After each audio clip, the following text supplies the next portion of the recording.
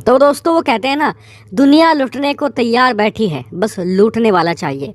और इसमें सबसे बड़ी महारत अगर किसी को हासिल है आज की तारीख में, वो है अमेरिका। क्योंकि अमेरिका एक बहुत ही कॉमन सिद्धांत पर काम करता है कि सांप भी मर जाए और लाठी भी ना टूटे। यानी कि अगर कहीं पर युद्ध है या कॉन्फ्लिक्ट जैसी सिचुएशन है तो वहां पर वो युद्ध भी लड़ेगा, युद्ध को जीतेगा भी और फायदा भी करा ले जाएगा। कैसे? मैं आपको उदाहरण देता हूँ इराक का। इराक पर जब अमेरिका ने चढ़ाई करी थी अपने सहयोगी देशों के साथ में, तो ना सिर्फ उसने इराक में युद्ध जीता, उसके हाथ बड़े तेल के कुएं भी लगे, लेकिन सबसे अहम बात, उसने जो अपने युद्ध का खर्चा था वो भी निकाल लिया। कैसे? उसने अपने जो साथी देश थे नाटो के, उन्हें जमकर हथियार बेचे और उन्हीं अमेरिकी हथियारों से उसके साथी देश इराक में युद्ध भी लड़े। अफगानिस्तान में भी ऐसा ही हुआ था। अफगानिस्तान में सब कहते हैं कि अमेरिका ने $2 ट्रिलियन गंवा दिए, लेकिन वो इस पर ध्यान नहीं देते लोग कि दूसरे जो नाटो सदस्य देश थे जो अफगानिस्तान में अमेरिका की तरफ से लड़ाई लड़ रहे थे, वो किसके हथियार इस्तेमाल कर रहे थे? अमेरिका से हथियार खरीद कर अफगानिस्तान में लड़ाई लड़ते थे। ऐसे में अफगानिस्तान में अमेरिका ने जितना पैसा लगाया उसमें से 50% तो ऐसे ही रिकवर हो गया। और यही अमेरिका की चालाकी उसे दुनिया की एकमात्र सुपर पावर आज की तारीख में बनाती है। और सेम अमेरिका की यही रणनीति अब भारत ने अपना ली है। दरअसल आपको पता होगा, तुर्की ये भारत के लिए कितना बड़ा सरदर्द बन चुका है। मैं कहूँगा चीन और पाकिस्तान के बाद भारत का कोई तीसरा सबसे बड़ा दुश्मन है तो वह है तुर्की। चाहे ऑर्गेनाइजेशन ऑफ इस्लामिक कंट्रीज़ हो, चाहे यूनाइटेड नेशन हो, चाहे यूरोपियन यूनियन हो या नाटो हो, हर जगह इस देश ने कश्मीर के मुद्दे को उठाने की कोशिश करी है और भारत को परेशानियों में डालने की कोशिश करी है। ऐसे में भारत ने अब तुर्की के पेंच कसने के लिए एक पूरी तरीके से रणनीति और जाल बुन लिया है। आपको याद होगा, अब से 3 दिन पहले मैंने आपको खबर दी थी कि भारत ने तुर्की के सबसे कट्टर दुश्मन मिस्र और ग्रीस के साथ मिलकर बिल्कुल तुर्की के करीब ही एक बहुत बड़ा युद्धाभ्यास किया था। और उसका जो इफेक्ट है अब आना शुरू हो गया है, क्योंकि तुर्की के सबसे कट्टर दुश्मन ग्रीस ने भारत से एक बड़ी मदद मांगी है।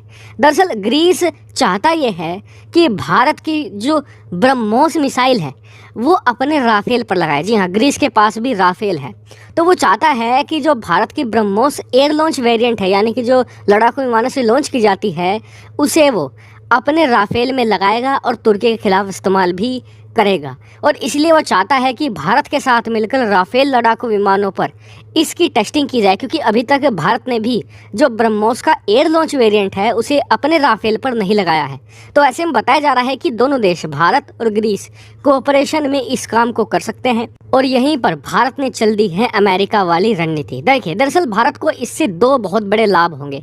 सबसे पहला लाभ ये होगा कि भारत जो ग्रीस है उसे अपनी ब्रह्मोस मिसाइल बेचकर मोटा मुनाफा कमाएगा। जी हाँ, क्योंकि हथियारों का मार्केट ऐसा ही होता है, इसमें मुनाफा बहुत ज़्यादा मोटा होता है और बिल्कुल कैश में पैसा मिलता है।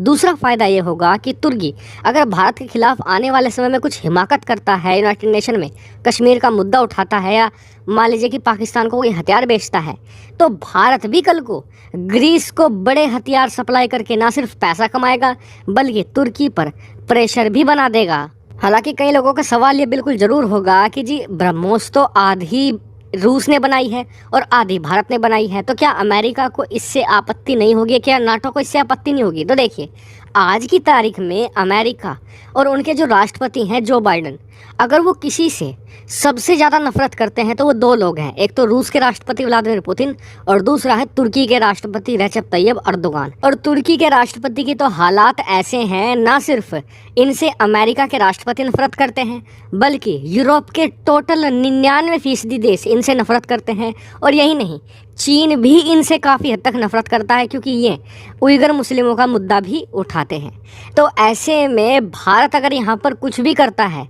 तुर्की के खिलाफ, तो उल्टा अमेरिका से भारत को समर्थन ही आएगा। ये भी कह सकते हैं कि जी ग्रीस के अंदर अमेरिका का एक बड़ा नेवल अड्डा है, अगर आपको कुछ मदद की ज़रूरत हो तो बता देना, ये भी कह सकता है अमेरिका, क्योंकि अमेरिका और भारत के जो इस समय संबंध हैं वो बिल्कुल नेक्स्ट लेवल पर चल रहे हैं। वहीं इससे रूस भी बहुत खुश होगा, क्योंकि उसकी टेक्नोलॉजी अगर कोई यूरोपियन देश खरीदता है, वो भी नाटो का मेंबर हो, तो रूस इससे बेहद ही ज़्यादा खुश होने वाला है।